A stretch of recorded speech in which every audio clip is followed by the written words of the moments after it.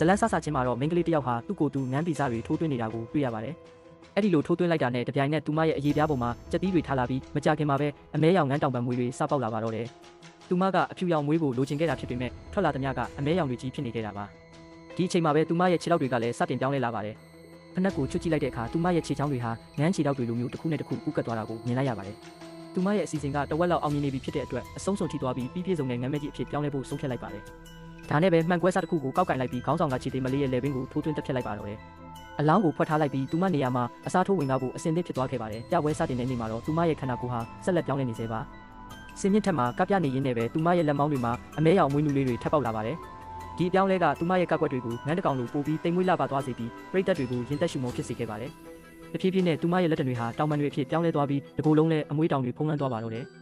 ပြပွဲအပြီးမှာတော့သူမဟာအစ်စ်အမှန်ငန်းမဲကြီးတစ်ကောင်လိုအသွင်ပြောင်းသွားခဲ့ပါပြီ။ကပြအပြီးအဝတ်လဲခန်းတဲ့ကိုပြေးဝင်သွားတဲ့အခါကျမ်းပြင်ပေါ်ကသွေးအိုင်ကြီးကိုမြင်လိုက်ရလို့အမြန်ပဲတစ်ဖက်တစ်ထည်နဲ့ဖုံးကွယ်လိုက်ပါတယ်။သူမငန်းဖြူဝတ်စုံလဲဝတ်ဖို့လုပ်နေတော့တကားခောက်တန်ကြလို့ဖွင့်ကြည့်လိုက်တဲ့အခါ